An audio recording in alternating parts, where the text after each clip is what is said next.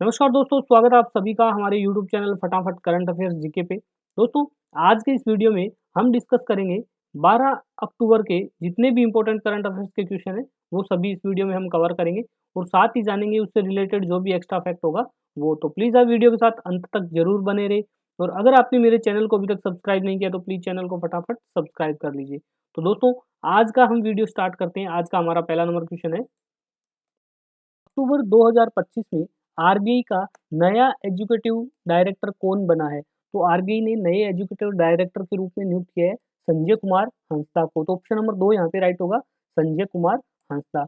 और इनका जो कार्यकाल है ये प्रभावी कब से होगा? तो ये होगा 3 मार्च 2026 से। ठीक है। हम बात करें इनकी पूर्व भूमिका की, तो ये वरिष्ठ सलाहकार के रूप में कार्य किया है अंतर्राष्ट्रीय मुद्रा कोष में।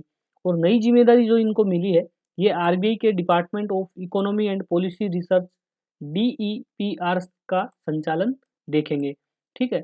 अब हम बात करें ईडी के कार्य की कि ईडी का प्रमुख काम क्या होता है। तो ईडी है वो विभागों का संचालन करना, उसका मुख्य कार्य होता है। जो भी विभाग इसको अलॉट हुआ है वो उन विभाग का संचालन करेगा।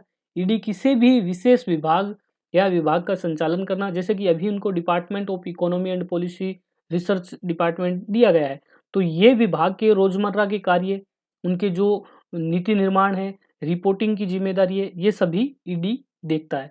और फिर ईडी अपनी जो भी विभागीय गतिविधि है, उनकी नीतिगत सुझाव है, वो सभी डिप्टी गवर्नर को नियमित रूप से रिपोर्ट करता है। और आरबीआई के टोटल हम डिप्टी गवर्नर की बात करें तो वो कितने हैं? तो वो है 4। कौन कौन से हैं? आरबीआई के जो डिप्टी गवर्नर है उनकी अगर हम बात करें तो आरबीआई के टोटल डिप्टी गवर्नर कितने होते हैं? वो होते हैं 4, जिसमें से अभी सतीश चंद्र मुर्मू है, इनको आरबीआई ने अपना नया डिप्टी गवर्नर नियुक्त किया गया है। किनके स्थान पे नियुक्त किया है? तो वो किया है एम राजेश्वर राव। एम राजेश्वर राव है, उनके स्थान पर इनको नया डिप्टी गवर्नर नियुक्त किया गया है, जो अभी 9 अक्टूबर को अपने पद से सेवानिवृत्त हुए हैं। 9 अक्टूबर को एम राजेश्वर राव है, उनकी जगह पे सरीश सतीश चंद्र मुर्मू को नियुक्त किया गया है। उसके बाद नंबर 2 है टी रवि शंकर। टी रवि शंकर है, इनको कॉरपोरेट स्ट्रेटेजी, बजट डिपार्टमेंट, ये सभी अभी नई जिम्मेदारी इनको दी गई है। ठीक है। नंबर 3 है स्वामीनाथन जानकी रमन। स्वामीनाथन जानकी रमन है, इनके पास सबसे ज़्यादा 10 विभागों का प्रबंध इनको दिया गया है। ठीक है। जिसमें अभी कुछ नए विभाग भी जोड़ दिए गए, जैसे central security cell, right to information. ठीक है। ये विभाग भी स्वामीनाथन स्वामीनाथन जानकी रमन को दिया गया है। उसके बाद है पूनम गुप्ता। पूनम गुप्ता, इनके पास 6 विभाग दिए गए हैं, जिसमें से इंपॉर्टेंट है monetary policy department, international department, financial stability department, ये सभी इनके अधीन दिया गया है। तो इन चारों जो 4 डिप्टी गवर्नर है, इन सबका नाम आप ध्यान में रखिए, नाम और इनका डिपार्टमेंट कौन कौन सा है। नेक्स्ट क्वेश्चन है, अक्टूबर 2025 में एनटीपीसी रिन्यूएबल एनर्जी लिमिटेड और कौन सी राज्य सरकार के साथ 15 गीगावाट नवीनीकरण ऊर्जा परियोजना को विकसित करने के लिए एमओयू पे हस्ताक्षर किया गया है? तो एनटीपीसी रिन्यूएबल एनर्जी लिमिटेड और गुजरात गवर्नमेंट के बीच ये समझौता हुआ है। तो ऑप्शन नंबर 2 यहाँ पे राइट होगा, गुजरात गवर्नमेंट। और ये समझौता है, ये कहाँ पे हुआ है? ये हुआ है मेहसाणा में। गुजरात के मेहसाणा में अभी वाइब्रेट गुजरात रीजनल कॉन्फ्रेंस का आयोजन किया गया था, जिसके दौरान एनटीपीसी रिन्यूएबल एनर्जी लिमिटेड और गुजरात गवर्नमेंट ने यह समझौता किया है। और एनटीपीसी का जो लक्ष्य रखा गया है वो 2032 तक टोटल 60 गीगावाट का नवीनीकरण ऊर्जा परियोजना को विकसित करने का टारगेट रहा है। और इसके साथ ही हम बात करते हैं गुजरात के सौर गांव की। तो गुजरात में अभी तक कितने डिक्लेयर हो चुके हैं सौर गांव? वो हो चुके हैं 4 गांव है, सौर गांव डिक्लेयर हो चुके हैं, जिसमें सबसे जो लेटेस्ट रहा है वो रहा है दोरडो। दोरडो गांव है, कहाँ का है? कच्छ का गांव है ये दोरडो, जो अभी सितंबर 2025 में गुजरात का चौथा सौर गांव डिक्लेयर किया गया था। इससे पहले जो हुआ है वो है, पहला नंबर था मोडेरा गांव। मोडेरा गांव था, कहाँ का था? गुजरात का मेहसाणा का। मेहसाणा का गांव था जो पहला गुजरात का सौर गांव घोषित किया गया था। उसके बाद हुआ था सुखी। सुखी गांव है, यह खेड़ा डिस्ट्रिक्ट का है, जो गुजरात का दूसरा सौर गांव घोषित हुआ था। और उसके बाद है मसाली।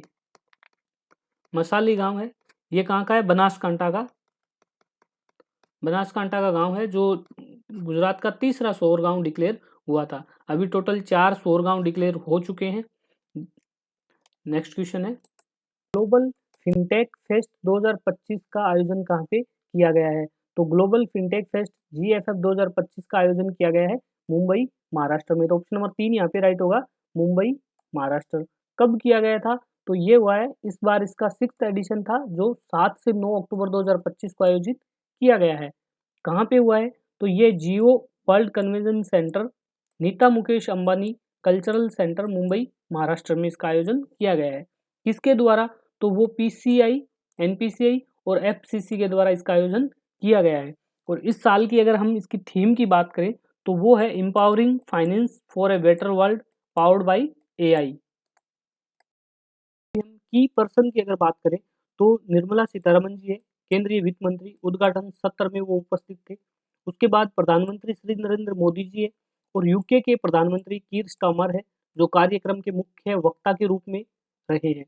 ठीक है, अभी हम कार्यक्रम के हाइलाइट्स की अगर बात करें तो फॉरेक्स सेटलमेंट सिस्टम है, इसको लॉन्च किया गया है कहाँ से? गिफ्ट सिटी से। Foreign currency settlement system FCSS को लॉन्च किया गया है। लॉन्च किसने किया? निर्मला सीतारमन जी ने। और इसका उद्देश्य है विदेशी मुद्रा में लेन देन को आसान और सुरक्षित बनाना। ठीक है, उसके बाद भारतीय रिजर्व बैंक ने 4 नई डिजिटल भुगतान पहल भी स्टार्ट की है। कौन कौन सी है? UPI हेल्प, जो उपयोगकर्ताओं को UPI लेन देन में सहायता प्रदान करेगा। IoT payment with UPI, internet of things, डिवाइसों के माध्यम से जो संचालित भुगतान है उसके बारे में। बैंकिंग कनेक्ट, बैंकों में डिजिटल पेमेंट नेटवर्क से जोड़ना। ठीक है, रिजर्व पे और EV रिचार्ज, इलेक्ट्रॉनिक वाहनों में जो रिचार्ज है, चार्जिंग है, अन्य डिजिटल भुगतान सेवाओं के लिए इन चारों डिजिटल भुगतान पहल है, RBI ने इनको लॉन्च किया है। और बात करें हम NPCI की, तो NPCI के MD व CEO है दिलीप असबे, हेडक्वार्टर मुंबई, महाराष्ट्र में। स्थापना हुई थी 2008 में। नेक्स्ट क्वेश्चन है, अक्टूबर 2025 में भारत में EPL का ब्रांड एम्बेसडर कौन नियुक्त हुआ है? तो इंग्लैंड प्रीमियर लीग है, इसके नए ब्रांड एम्बेसडर के रूप में नियुक्त हुए हैं, वो है संजू सैमसंग। तो ऑप्शन नंबर 2 यहाँ पे राइट होगा, संजू सैमसंग। नेक्स्ट क्वेश्चन है, का पहला बायोमेट्रिक आधारित UPI भुगतान ऐप कौन सा है? तो भारत का पहला बायोमेट्रिक UPI भुगतान ऐप है, ये लॉन्च किया है नावी UPI ऐप ने। तो ऑप्शन नंबर 4 यहाँ पे राइट होगा, नावी UPI ऐप। नावी UPI ऐप है, ये इंडिया का पहला UPI ऐप है जो बायोमेट्रिक बेस्ड पेमेंट करेगा। ओनली फिंगरप्रिंट और फेस रिकॉग्नाइजेशन के थ्रू इसमें पेमेंट हो जाएगा, विदाउट कोई भी UPI पिन एंटर किए हुए। ठीक है, और ये लॉन्च किया गया है ड्यूरिंग GFF 2025 के तहत। ठीक है, नावी UPI ऐप है, नावी को कब लॉन्च किया गया था? 2018 में लॉन्च किया है। कौन इसके फाउंडर? इसके फाउंडर है सचिन बंसल और अंकित अग्रवाल। हेडक्वार्टर इसका बेंगलोर, कर्नाटका में। नेक्स्ट क्वेश्चन है, 2025 का नोबेल शांति पुरस्कार किसे दिया गया है? तो 2025 का नोबेल शांति पुरस्कार दिया गया है मारिया कोरिना माचादो को। तो ऑप्शन नंबर 3 यहाँ पे राइट होगा, मारिया कोरिना माचादो। और ये पुरस्कार है, ये मारिया कोरिना माचादो को दिया गया है, जो वेनेजुला की विपक्ष की नेता है। ठीक है, और इसे ये सम्मान दिए जाने का कारण है कि लोकतांत्रिक अधिकारों को बढ़ावा देना और तानाशाही से लोकतंत्र की शांतिपूर्ण रूपांतरण के लिए उनके अथक प्रयासों के लिए जो पुरस्कार है उनको दिया गया है। ये पहली वेनेजुलियन है जिसे नोबेल शांति पुरस्कार से नवाजा गया है।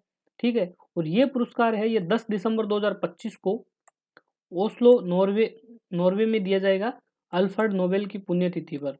ठीक है, और शांति पुरस्कार है, ये पहले भारतीय कौन है जिन्होंने शांति पुरस्कार जीता था? तो वो जीता था मदर टेरेसा ने। 1979 में मदर टेरेसा ने मानव सेवा और करुणा के लिए ये पुरस्कार जीता था। उनका जन्म कब हुआ था? 1910 में उस्कुप में इनका जन्म हुआ था। 1951 में वो भारतीय नागरिक बनी थी, और 1979 1979 में उनको नोबेल शांति पुरस्कार से नवाजा गया था। उसके बाद कैलाश सत्यार्थी, जो 2014 में बाल मजदूरी और शोषण के विरुद्ध शिक्षा के अधिकार हेतु मलाला यूसुफजई के साथ ये पुरस्कार साझा किया था कैलाश सत्यार्थी ने, उनको मिला था 2014 में उनको ये पुरस्कार दिया गया था। नेक्स्ट क्वेश्चन है, पुस्तक मैंने कैंसर को जीत लिया है के लेखक कौन है? तो मैंने कैंसर को जीत लिया है पुस्तक के लेखक है डॉक्टर पलकोंडा विजय आनंद रेड्डी। तो ऑप्शन नंबर 2 यहाँ पे राइट होगा, डॉक्टर पलकोंडा विजय आनंद रेड्डी। ठीक है, और इसको लॉन्च किया गया है 9 अक्टूबर 2025 को। किसके द्वारा? यूनियन मिनिस्टर जी कृष्णा रेड्डी के द्वारा इसको लॉन्च किया गया है। और इसमें जो कंटेंट की अगर हम बात करें तो 108 ऐसी कैंसर स्टोरी है जिसमें लोगों ने कैंसर को मात दे दी है, तो वो स्टोरी इसमें लिखी गई है और ये इंग्लिश, हिंदी और तेलुगु लैंग्वेज में अवेलेबल है। नेक्स्ट क्वेश्चन है, विश्व मानसिक स्वास्थ्य दिवस हर साल कब मनाया जाता है? तो वर्ल्ड मेंटल हेल्थ डे हर साल मनाया जाता है 10 अक्टूबर को। तो ऑप्शन नंबर 2 यहाँ पे राइट होगा, 10 अक्टूबर। और इस साल जो 2025 की इसकी थीम थी तो वो थी access to service, mental health in catastrophes and emergency. और मेंटल हेल्थ की एम्बेसडर कौन है? इंडिया 2025 की मेंटल हेल्थ एम्बेसडर के रूप में दीपिका पादुकोण को नियुक्त किया गया है। अभी हम बात करेंगे अक्टूबर 2025 में जो भी इम्पोर्टेंट डेज रहे हैं उन सभी के बारे में। तो 1 अक्टूबर को रहे थे इंटरनेशनल कॉफ़ी डे, अंतर्राष्ट्रीय कॉफ़ी दिवस के रूप में मनाया गया 1 अक्टूबर को, और साथ ही मनाया गया था अंतर्राष्ट्रीय वृद्धजन दिवस के रूप में। और 2 अक्टूबर को गांधी जयंती, 4 अक्टूबर को वर्ल्ड एनिमल डे, विश्व पशु दिवस के रूप में मनाया गया है, 5 अक्टूबर को वर्ल्ड टीचर्स डे, विश्व शिक्षक दिवस के रूप में 5 अक्टूबर को मनाया गया है। 6 अक्टूबर को मनाया गया था विश्व आवास दिवस, 6 अक्टूबर विश्व आवास दिवस। 7 अक्टूबर को मनाया गया था वर्ल्ड कॉटन डे, ठीक है। और 9 अक्टूबर को मनाया गया वर्ल्ड पोस्ट डे। विश्व डाक दिवस कब मनाया गया? 9 अक्टूबर। तो दोस्तों आज का वीडियो हमारा यहीं पे समाप्त होता है। आपको वीडियो कैसा लगा प्लीज़ कमेंट बॉक्स में ज़रूर बताएं, और अगर आपने मेरे चैनल को अभी तक सब्सक्राइब नहीं किया तो प्लीज़ चैनल को फटाफट सब्सक्राइब कर लीजिए। धन्यवाद।